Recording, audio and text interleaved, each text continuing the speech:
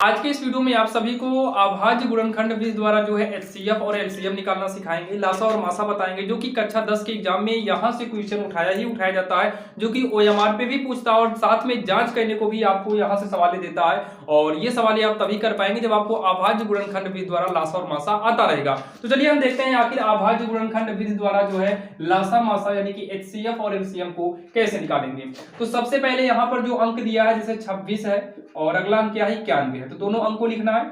फिर ऐसे यहाँ पर एक लाइन खींचना है। अब उसके बाद हम यहाँ लिखेंगे एचसीएफ, एचसीएफ का मतलब मासा, और यहाँ पर लिखेंगे एलसीएम, एलसीएम का मतलब लासा। अब यहाँ 26 का लासा निकालो, तो 26 का अगर आप लासा निकालेंगे तो 2 ही करना 2, 2 तिया 6, फिर 13 ही करना 13 हो गया, यानी कि ये हो जाएगा 2 गुणे 13। इसी को बोलते हैं अभाज्य गुणनखंड। अगर हम 91 की बात करें तो ये 2 से नहीं कटेगा, 7 से कटेगा, 3 से भी नहीं कटेगा, 3 3 करना होगा लेकिन 1 नहीं कटेगा। फिर तो 7 करना 7, 2 बचा 7 करना 7, फिर 2 बचेगा, 7 3 का 21 होगा, फिर 13 ही करना 13, यानी कि ये हो जाएगा 7 गुणे का 13।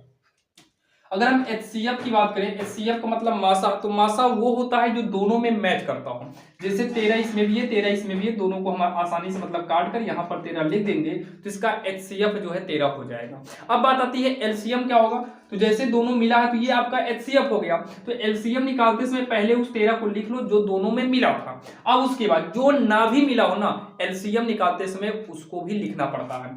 तो भाई 2 भी हम लिखेंगे और साथ में 7 को भी लिखेंगे। जैसे ये दोनों मिला था तो एक ही बार लिखना है, और 2 नहीं मिला था फिर भी लिखना है, 7 नहीं मिला ऊपर फिर भी लिखना है। ये एलसीएम का रूल होता है। गुणा कर दो तो ये 7 दूनी 14, 13 में 182 आएगा, ये इसका आंसर आएगा। जो कि इस तरीके से हम एचसीएफ और एलसीएम को निकाल सकते हैं। बाकी चलिए जब 3 डिजिट देगा तब कैसे निकालना है चलिए हम देखते हैं। यहाँ पर देखिए जब आपको 3 अंक दे, जैसे यहाँ पर देखिए दूसरी हम सवाल लिए हुए हैं, जैसे 12 हो 15 हो 21 हो, जब 3 डिजिट आ जाए तब इसका एचसीएफ और एलसीएम कैसे निकालना है चलिए इसको हम देखते हैं। तो सबसे पहले यहाँ पर जो हमें अंक दिया है 12 को हम नोट करेंगे, यानी कि 12 जो दिया है उस 12 को हम लिखेंगे। 12 के बाद अगला जो अंक है वो 15 है तो उस 15 को हम यहाँ पर लिखेंगे। 15 के बाद अगला जो दिया है 21 उसको भी लिखेंगे, मतलब तीनों अंक को लाइन से लिखना है। अभी तक डबल था तो हमने डबल किया था, अब 3 आ गया तो हम तीनों को लाइन से लिखेंगे। अब उसके बाद इसका लासा निकालिए, तो 12 का लासा निकालेंगे तो 2 दूनी का 4 होगा, 4 तिहाई 12 हो गया। 15 का निकालेंगे तो 3 पचे 15 हो जाएगा, और 21 का निकालेंगे तो 3 सते 21 हो जाएगा, ये हो गया। यहाँ पर लिखेंगे एचसीएफ और फिर लिखेंगे एलसीएम। भाई बहुत सारे बच्चे जो है इस लाइन को नहीं खींचते, तो आप इस लाइन को जरूर खींचिए। अब यहाँ पर ध्यान समझिएगा, जो सब में मिले पहले आप उसको लिख लीजिए। तो भाई 3 इसमें है, इसमें है, इसमें है, तो एचसीएफ यानी कि मासा का रूल होता है जो सब में मिले आप उसको लिख लीजिए एक बार। तो तीनों में मिला था एक बार लिख लिए। अब यहाँ पर देखिए और कुछ भी नहीं मिल रहा है। अब यहाँ पर क्या करेंगे, जैसे ये तीनों में मिला था तो हम इसको एक बार यहाँ पर लिखेंगे। जो ना भी मिला हो ना उसको भी लिखो। 2 नहीं मिला था, फिर 2 नहीं मिला, 5 नहीं मिला, 7 नहीं मिला, इसलिए हम इसको काट देते हैं हल्का, ताकि हमें समझ में आ जाए कि कौन सा मिला है कौन सा नहीं मिला है। इसका गुणा कर दो, 3 दूनी 6, दूनी 12, 5 60, 7 42, 420 आएगा।